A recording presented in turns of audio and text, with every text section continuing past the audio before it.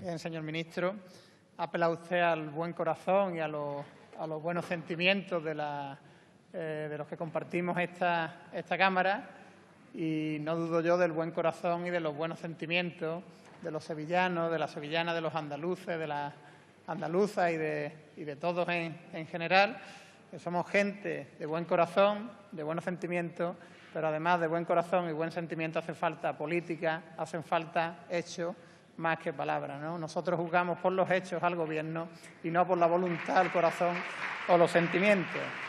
Y la política de este Gobierno en relación a los refugiados y refugiadas, como bien comprenderá, ha sido nefasta a la luz de los hechos y a la luz de lo que se refleja en el informe de la defensora del pueblo, la señora Soledad Becerril. Dice el señor Merino que no lo digo yo, lo dice la defensora del pueblo, nada sospechosa, de izquierdista, en un informe que es demoledor con la política planteada por el Gobierno del señor Rajoy en materia de asilo. No, lo dice la defensora del pueblo, le hace el informe.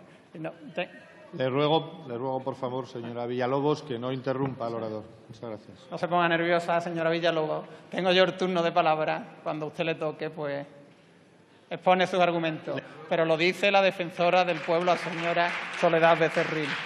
Le ruego no entren en discusión entre ustedes. Gracias. No sé si el señor ministro sacaba pecho de la cifra, pero le recuerdo, señor Zoido, que del 1.250.000 solicitudes de asilo registradas en la Unión Europea, solamente el 1% pertenecen a nuestro país. No ha habido voluntad tampoco por parte del Gobierno de desarrollar la Ley de Asilo de 2009, desarrollar el reglamento que permita a los refugiados y refugiadas tener un marco de garantía, a pesar de haber pasado 7 años desde el desarrollo de la ley en el año 2009. Se esperan además nuevos traslados a comienzos de año, decía el señor ministro. Es que tenemos que llegar a 17.000 en septiembre de 2017 y estamos muy por debajo de la cifra comprometida en Europa. La Unión Europea acoge solamente al 0,2% en relación a su población, frente a países como el Líbano, que acogen al 40% si lo comparamos con la población de ese país. Por tanto, pedimos solidaridad, compromiso, propuestas concretas del Gobierno en Europa en relación a la protección de menores y en relación a no homogeneizar la política de asilo en Europa a la baja, sino que se respeten los tratados internacionales, la Convención de Ginebra y la Carta Universal de Derechos Humanos. Las devoluciones en caliente, decía el señor ministro, que no son ilegales.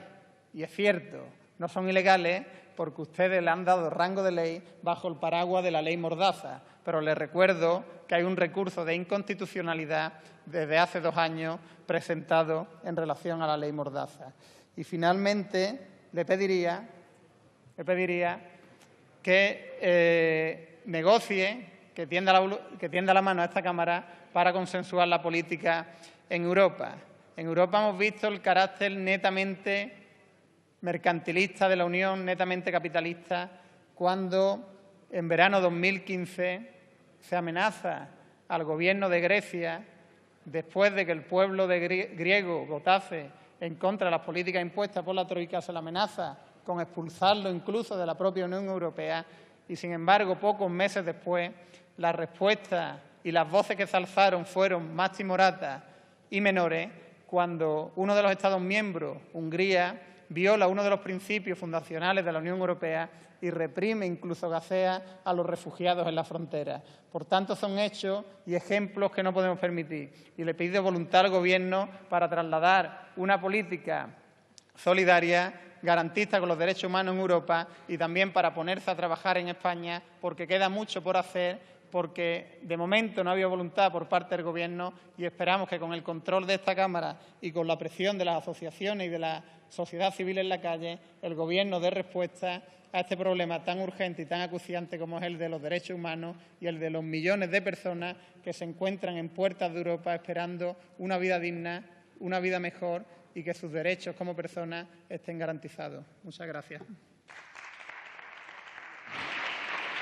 Muchas gracias, señor.